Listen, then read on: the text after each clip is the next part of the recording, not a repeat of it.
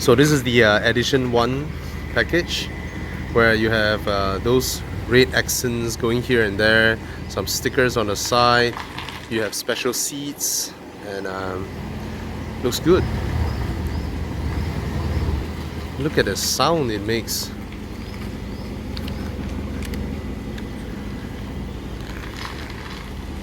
And it has the rear diffusers and all that. Just listen to the sound. I will just shut up.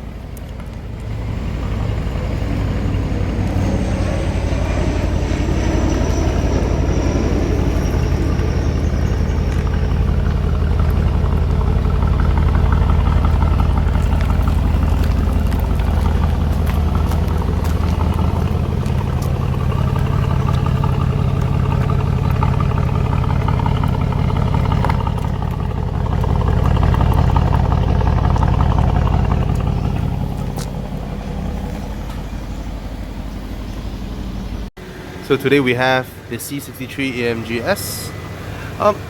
This is interesting. We know that, look at the wheels, Pilot Sport 4S. So the fronts are in the new Michelin PS4S, but then you look at the rear. The rear is still in the previous Pilot Super Sport. I've personally used the Pilot Super Sport for 3-4 times in a row, and they are fantastic tires. And when I went for the launch of the PS4S in Indonesia, we tested it against the Pirelli P0, and I tell you, this tire, right, it rubbishes the Pirelli P0. Anyway, I like what Mercedes does. You know, look at this center cap. Oh, it's very hard. Basically, you can open this part. You can open this part, and the lug nuts are in there, but it looks like those single lug wheels. And does this car look good? It looks good. Well, I've driven the Coupe. This is the Sedan. Now, you might not believe it, but the Coupe and the Sedan, they drive like completely different cars. Absolutely different.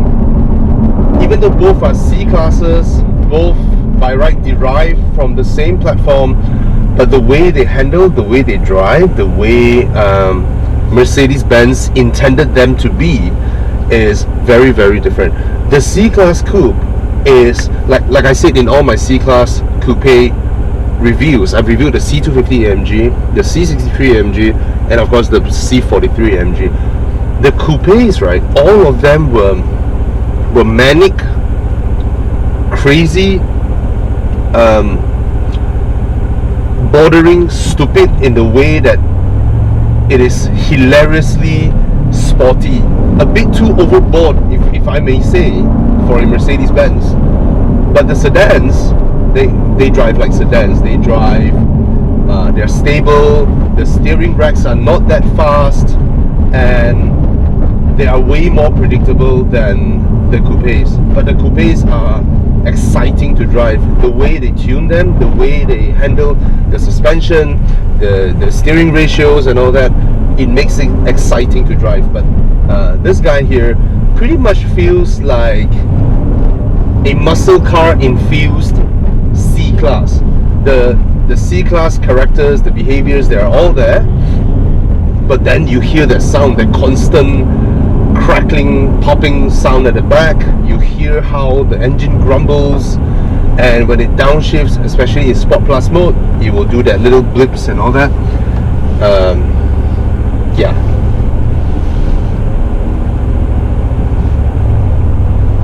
Even when you ease on the throttle, you can hear that this is, you know, there's something huge going on down there. There is something big.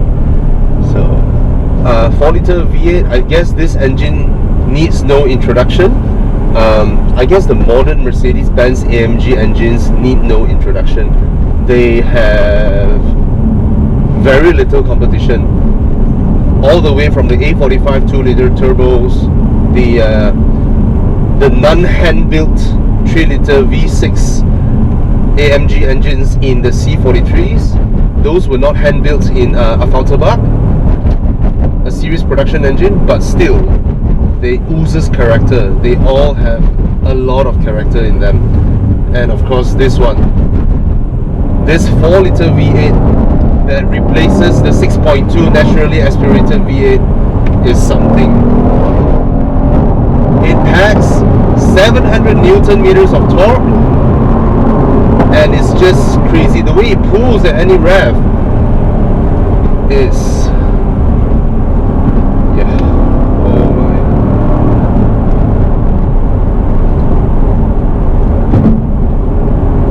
Now what I said in the C63 video, this engine basically overpowers the car.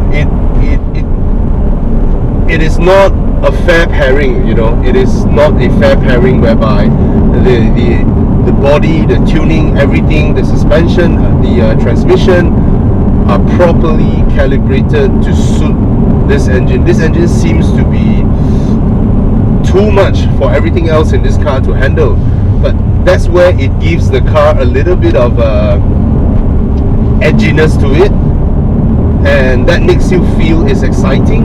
That makes the car special as well. It is very unlike things like let's say a Porsche GT3 RS, right? It's a perfect combination of the engine, the transmission, everything else in the car is perfectly tuned, you know, to deliver that kind of performance that is quantified by time. That would be the GT3 RS. But this one, well, like a cliche saying, you know, some say miles per hour, some say smiles per hour. You know, this car, the rear end is still pretty much very happy to come out, even if you are in, regardless whether you switch off the traction control or not. It is a silly car to begin with, and so for the price you pay for this car, 700, close to 800,000 ringgit, it is no longer about the interior, it is no longer about the build, because honestly speaking, this is a C-Class. How good can the build be, right? It is an entry-level sedan from Mercedes-Benz. So all the entry-level bits are still there. Of course, they garnish it up with some Alcantara here, some leather wrap there, AMG seats here. Oh my god, this car just pulls, man, at any revs.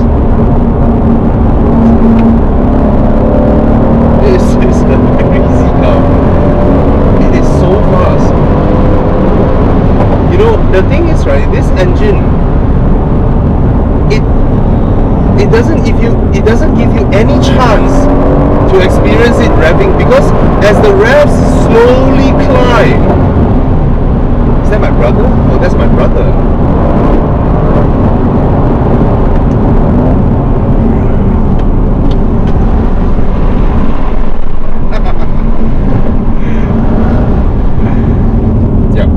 As the revs climb slowly, your speed build up way faster than the revs climb. So just now I was burying my throttle for like a good 5-6 seconds. I barely touched 6,000 RPM yet. Barely. So I'll give you a sensation, I'll give you an example. So we're now here. I touch this and then I bury the throttle.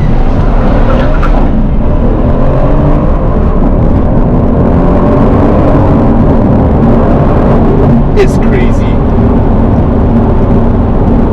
So the sound that the car generates doesn't correspond with the revs. It's like a constant deep verbal tone, and then everything just breaks loose, and then you're at speeds that are what? 150, 160?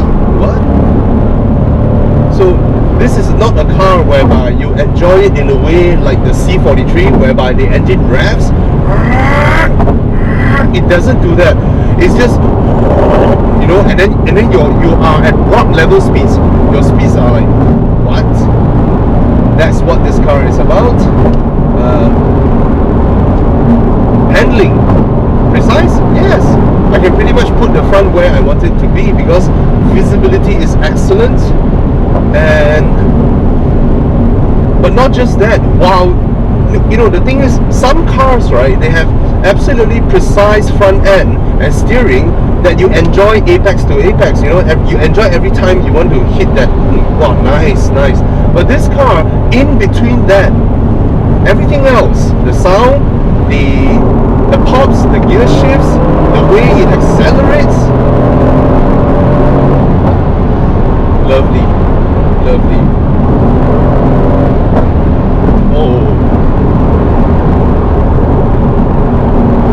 This one doesn't come with the sport exhaust, so it's not super loud, but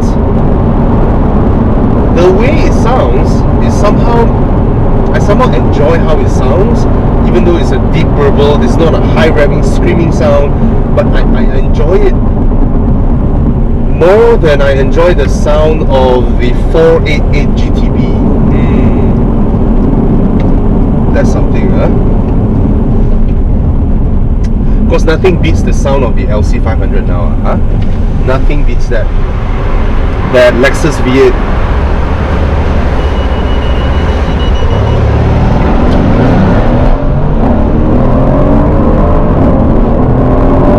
Look at it go. And I like those subtle body movements, you know, in cars with PDKs, dual clutch, you know, I'll specifically say the VAG group cars, okay? They shift so smooth.